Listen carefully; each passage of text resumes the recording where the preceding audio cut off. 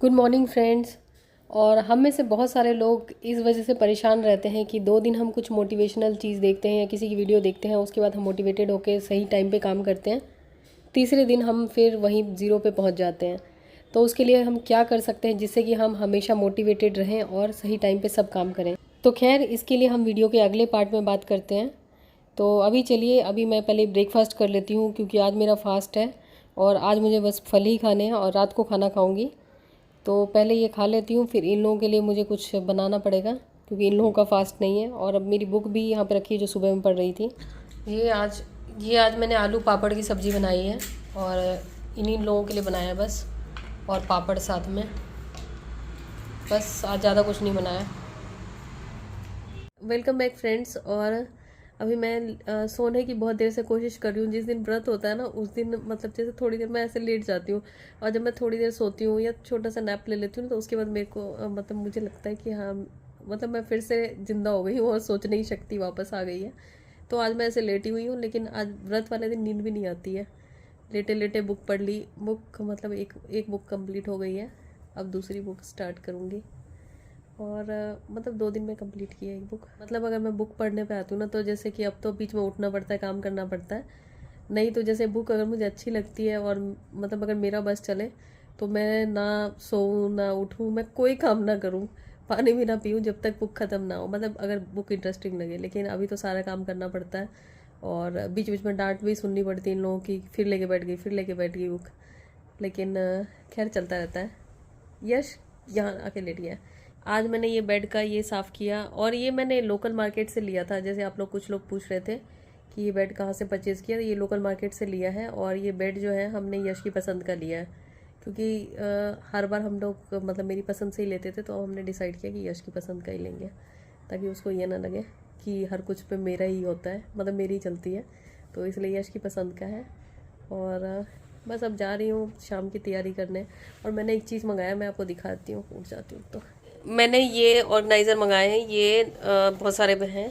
तो पहले जो मैंने मंगाए थे ये मतलब वो बहुत ही ज़्यादा घटिया थे और मैंने उससे मंगाए थे, मीशो से मंगाए थे, और उसने मेरे पैसे वो कर लिए।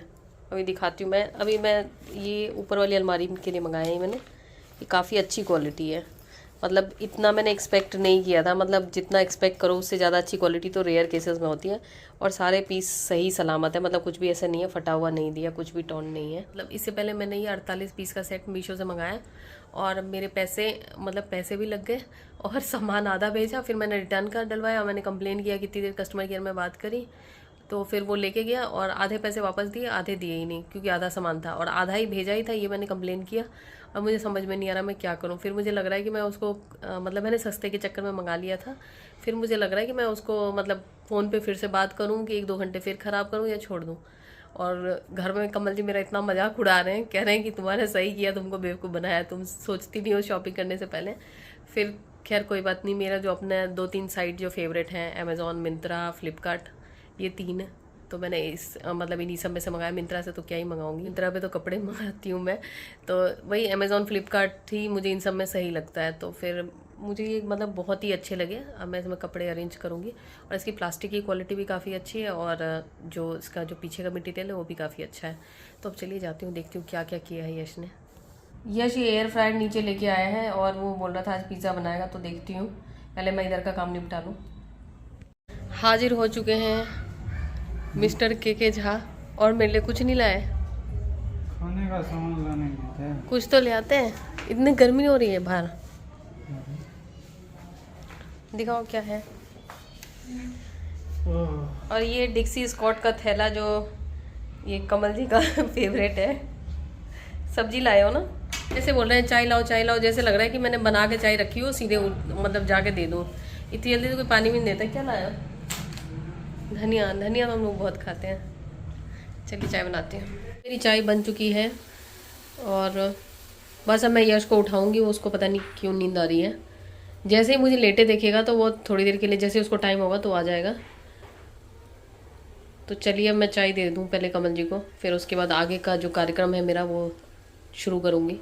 तो आज यश को मैंने बोला था कि आपको जो बनाना हो आप खुद बना लेना, तो आज वो पिज़्ज़ा बनाने वाला है। तो उसके लिए पनीर लिया है और उसके बाद ये जो पिज़्ज़ा के ऊपर जो टॉपिंग्स डालनी है उसने, उसके लिए उसने शिमला मिर्च, प्याज और टमाटर काटा है।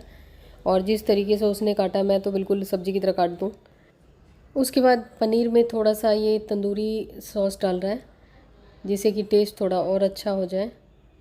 तो ये अपनी मतलब वो है, क्या बोलते हैं, ऑप्शनल है, ऐसे भी डाल सकते हैं। उसके बाद ये सीजनिंग, ये थोड़ा सा इसके ऊपर स्प्रेड कर दिया है, मतलब स्प्रिंकल कर दिया है। और उसके बाद फिर इसको अच्छी तरीके से मिक्स करके थोड़ी देर के लिए छोड़ दिया। बस पनीर को मिक्स करके इस साइड कर लेगा। उसके बाद पिज़्ज़ा का बेस तैयार करेंगे। ये मैं बना रही हूँ एयर फ्रायर में, तो आप चाहे कढ़ाई में बना सकते हैं, चाहे ओवन में बना सकते हैं, जो आपको अच्छा लगे। और इसको पहले प्री हीट कर रही हूँ मैं 10 मिनट के लिए। मैं क्या कर रही हूँ, यश कर रहा है तो मैं वॉइस ओवर कर रही हूँ, क्योंकि जिस दिन यश को मैं बोल देती हूँ कि आप अपने हिसाब से बना लो, तो वो फिर अपने हिसाब से कुछ अलग ही बनाता है। मैं तो उसको पराठे या कुछ ऐसे ही बना के देती। तो 10 मिनट के लिए प्री हीट किया है। फिर बात आती है पिज़्ज़ा बेस की, तो उसके ऊपर ये पिज़्ज़ा और पास्ता सॉस ये लगा रहा है। तो पिज़्ज़ा बेस हमने बाज़ार से ही लिया है, जैसे जो मिलते हैं बाज़ार में वही लिया है। तो घर पे कौन बनाए इतनी मेहनत करके। तो ये इन्हीं दोनों को खाना है, तो ये लोग अपने हिसाब से मतलब बना रहे हैं। 2 पिज़्ज़ा बनाना है, तो इसलिए 2 बेस पे लगा लिया है पिज़्ज़ा और पास्ता सॉस। उसके बाद जो टॉपिंग्स के लिए जो काटे थे उसने, तो शिमला मिर्च वगैरह वो सब डेकोरेट करके डाल रहा है। और उसके बाद ऑनियन वगैरह। सही में आजकल के बच्चे कोई भी काम सही से ज़्यादा हमसे सही से करते हैं। तो ये यश की यहाँ पे डेकोरेशन प्याज वाली ख़त्म हुई। उसके बाद अब आएगी बारी पनीर की। तो पनीर भी यश ने अपने हिसाब से डेकोरेट कर लिया है। एक में थोड़ा कम डाला है, एक में ज़्यादा डाला है, अपने वाले में थोड़ा ज़्यादा डाला है पनीर।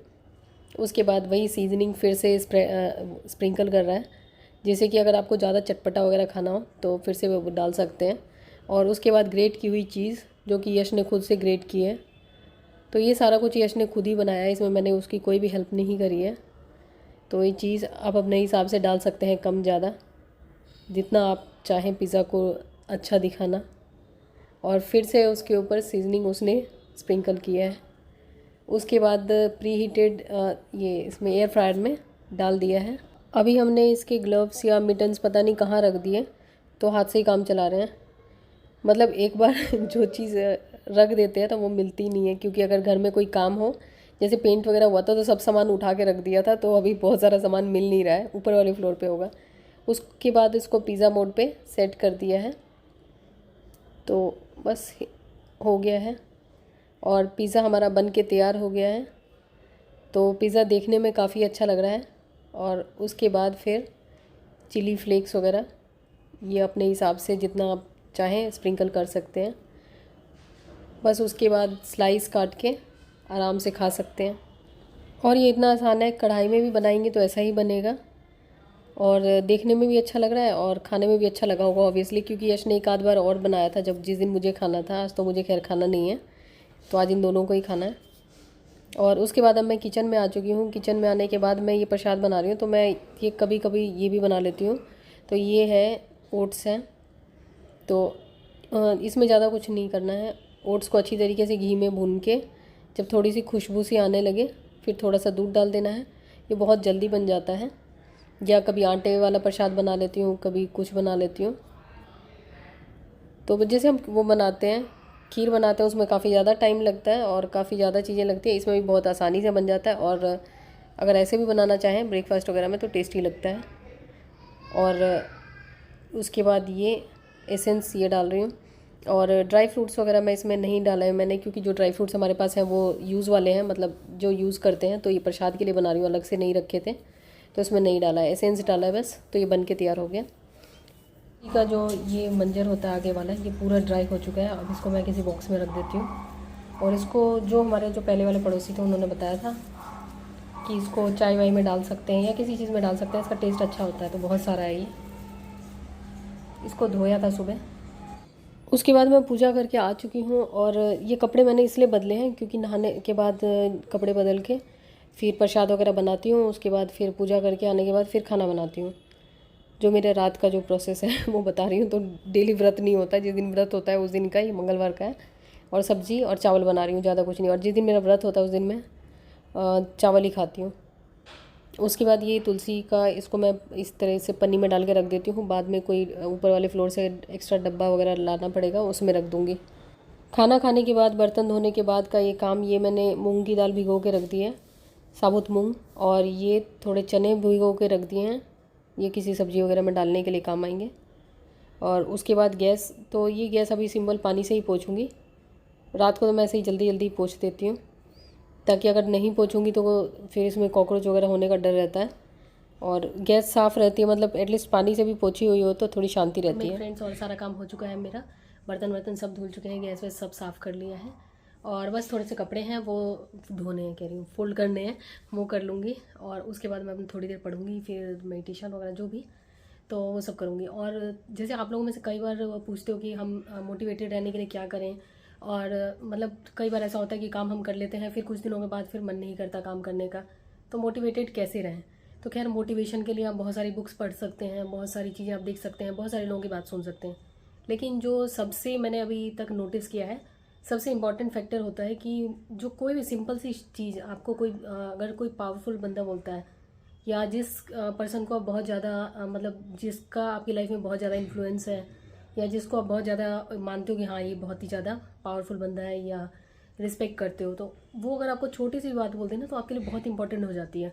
और जिस बंदे की बात आप नहीं सुनना चाहते हो, या जो आपको ज़्यादा मतलब भाव नहीं देते हो जिसको, तो वो कितनी भी अच्छी से अच्छी बात कह दे, लेकिन आप मतलब उसको वैल्यू नहीं देते हो। तो मतलब सिंपल सा है कि अगर कोई पावरफुल आदमी कोई बात कहता है, चाहे वो सिंपल सी बात हो, तो हम उसको सुनते हैं, हम मोटिवेटेड हो जाते हैं। और कोई कितनी भी अच्छी बात हो, हम खुद से पढ़ते हैं, या हमारे पेरेंट्स भी कहते हैं, क्योंकि हम पेरेंट्स की बात भी नहीं सुनना चाहते, तो हमारे ऊपर असर नहीं पड़ता है। तो जो मतलब आपको लगता है कि जिनसे आप इन्फ्लुएंस्ड हैं, या जिनका आपके ऊपर ज़्यादा प्रभाव पड़ता है, उनकी बातें सुनें, उनकी बुक्स पढ़ें, क्योंकि बुक्स जो है एक एनर्जी कैरी करती हैं। जिस बंदे की आप बुक पढ़ते हैं, तो उनकी एनर्जी से आप कनेक्ट हो जाते हैं कहीं ना कहीं, तो आपको काफ़ी ज़्यादा चेंज लगेगा, अपने में काफ़ी डिफरेंस फील होगा। और उसके अलावा अगर आप चाहते हैं कि हमेशा मोटिवेटेड रहें, हमेशा पॉजिटिव सोचें, तो जो लोग नेगेटिव बोलते हैं, और जो लोग नेगेटिव सोचते हैं, या जो लोग आपको नहीं पसंद है, या आपको जो लोग नहीं पसंद करते हैं, उनसे थोड़ा दूरी बना के रखें। क्योंकि अगर हमें अच्छी बात होती है ना, जो बहुत कम लोगों की हम सुनते हैं, या हमारे ऊपर वो चीज़ असर करती है, लेकिन बुरी बात जो होती है ना, चाहे हम किसी से कितनी भी चिढ़ हो, हमें छोटी सी कोई बुरी बात बोलते हैं ना, तो वो हमारे मन पे गहरा असर करती है। तो ये चीज़ का ज़रूर ध्यान रखें, क्योंकि नेगेटिविटी हमें ज़्यादा इन्फ्लुएंस करती है पॉजिटिव चीज़ों के कंपेरेटिवली। तो इस चीज़ का ध्यान रखें, और जो अच्छे लगते हैं उनकी बातें सुनें, उनको फॉलो करें, उनको पढ़ें, तो आप हमेशा मोटिवेटेड रहेंगे। और अपने बारे में अच्छा सोचें, अच्छी चीज़ें सुनें। और जैसे कि हम कुछ टीवी सीरियल्स या न्यूज़ वगैरह देखते हैं, तो उसमें भी हम देखते हैं नेगेटिव चीज़ें चलती रहती हैं, तो नेगेटिव चीज़ों का बहुत ज़्यादा प्रभाव पड़ता है मन पे। जैसे कि हम एग्जांपल दे रही हूँ, जैसे कि हम मंत्र चैंट करते हैं, अगर हम मन में भी मंत्र चैंट करते हैं या सुनते भी हैं ना, तो उसकी एनर्जी हम फील कर सकते हैं। जैसे कई मंत्र ऐसे होते हैं जो हर कोई नहीं चैंट कर सकता, संस्कृत के टफ वर्ड्स होते हैं, तो उसको हम जैसे अगर ध्यान लगा के कंसंट्रेटेड होके अगर हम सुन लेते हैं, तो वो सेम काम करता है जो हमें चैंट करने का काम करता है, वही सुनने का। तो उसी तरह अगर हम कोई गलत चीज़ सुनते हैं, तो वो हमारे ऊपर उतना ही असर डालती है। तो इस चीज़ का ज़रूर ध्यान रखें कि नेगेटिव चीज़ों से दूर रहें, और अच्छी चीज़ें सुनें, अच्छी चीज़ें सोचें। हो सकता है अच्छी चीज़ें आपको मतलब बहुत जल्दी मोटिवेट ना करें, लेकिन लॉन्ग रन में आपके लिए काफ़ी फ़ायदेमंद रहती हैं, और जो आपको इन्फ्लुएंशियल लगते हैं उनकी बात सुनें। तो चलिए, इस ब्लॉग में इतना ही। और हाँ, बुक्स पढ़नी बहुत ज़रूरी है। बुक्स जो आपको अच्छी लगती है, जितना टाइम आप दे सकते हैं उतना ज़रूर पढ़ें। तो इस वीडियो में इतना ही, मिलती हूँ आपसे नई वीडियो में, तब तक के लिए बाय बाय। और ये रात को कमल जी यश से कोई काम करवा रहे हैं, तो वो बैठ के अपना वो काम कर रहा है, और ये आराम से लेटे हुए हैं, तो मैं भी अब थोड़ी देर बैठ जाती हूँ। यश से बाल मजदूरी ना करवाएं इसलिए बैठी हूँ।